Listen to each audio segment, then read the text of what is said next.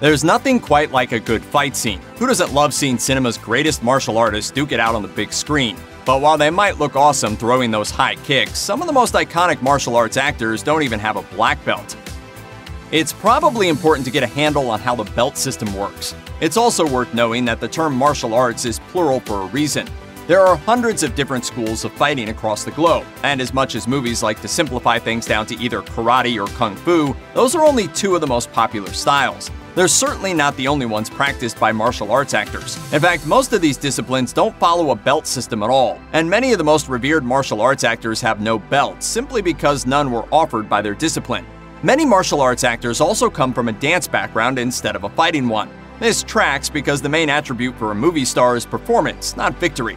Fight scenes in any movie, especially martial arts movies, are about cooperation and telling a story, rather than defeating an opponent. The best comparison is professional wrestling, where many wrestlers show off their skills by fighting invisible men to demonstrate how to take bumps and tell stories at the same time. There's also a trend in martial arts now known as black belt factories or McDojos, schools that teach watered-down, fast-paced martial arts lessons with a goal of pumping out as many black belts as possible.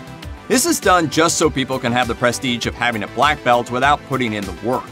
Many martial arts websites now offer warnings about black belt factories and how to spot them.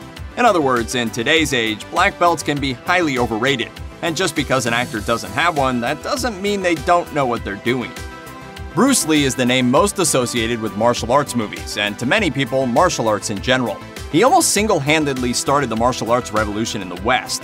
His movies are bedrocks of the martial arts movie genre, and he never had a black belt in any discipline. Lee's primary martial arts background was in Wing Chun, which he studied directly under the famous Ip Man.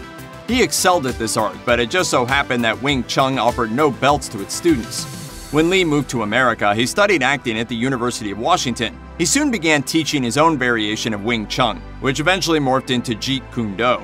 He described this as a hybrid style rather than an organized institution, and it's this philosophy that shines throughout all of Lee's movies.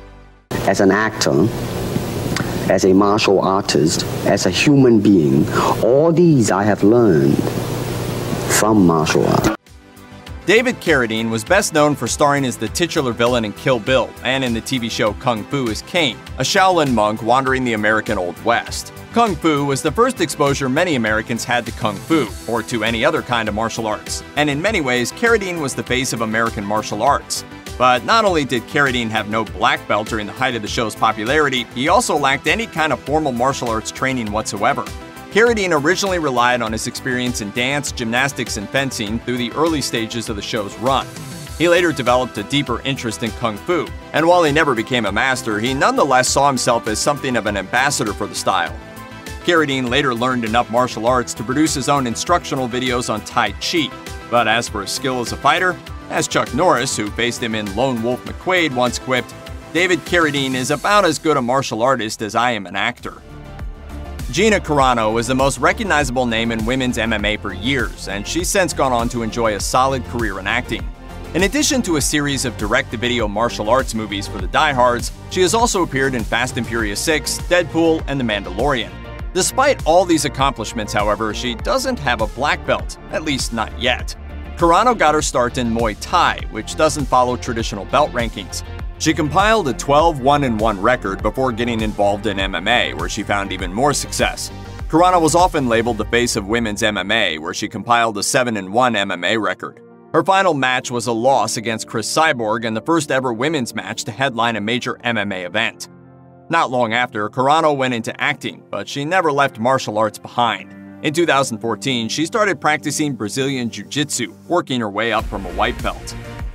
Jet Li is one of the most recognizable martial arts stars out there. American fans will know him from movies such as Hero, Fearless, Unleashed, and more commercial fare such as The Expendables and Lethal Weapon 4. All of this is backed up with genuine skill, too, and Li is a champion in at least one field of martial arts. That said, he's never acquired a black belt. This is because Li studies wushu, or martial art with no belt ranking system. From a young age, he was a martial arts prodigy, competing against adults before he was even a teenager and winning a number of medals in the process. At one point, his wushu team made a visit to the White House and met Richard Nixon. The president humorously offered the young Li a role as a bodyguard. Li responded, "I don't want to protect any individual. When I grow up, I want to defend my 1 billion Chinese countrymen." Li retired at age 19 to pursue a career in film. right on.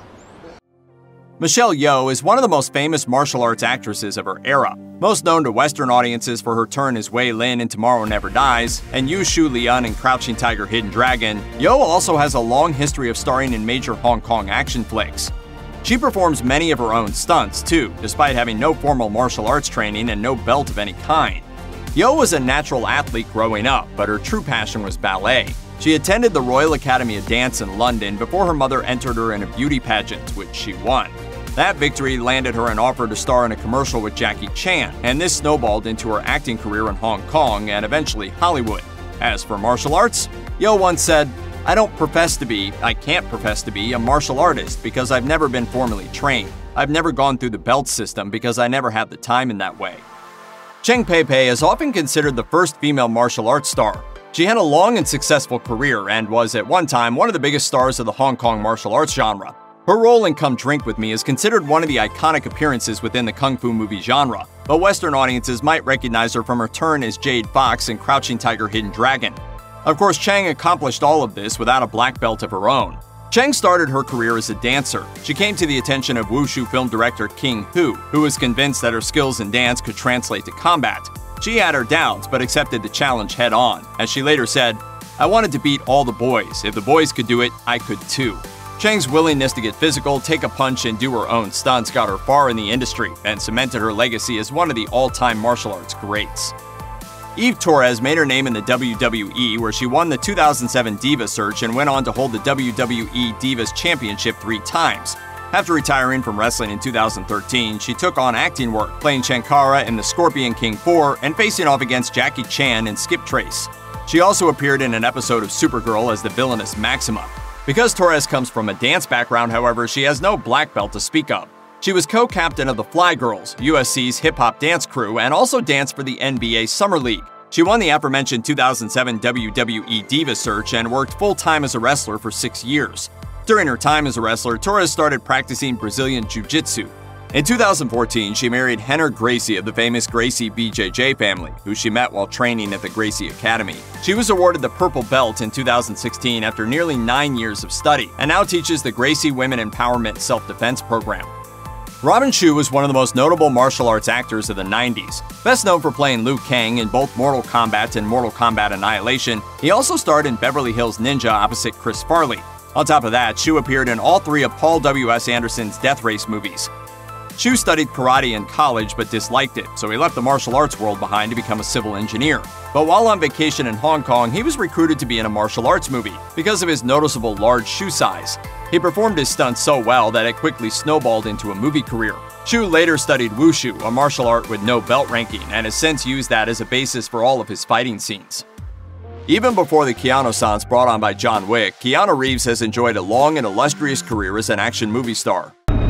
You wanted me back.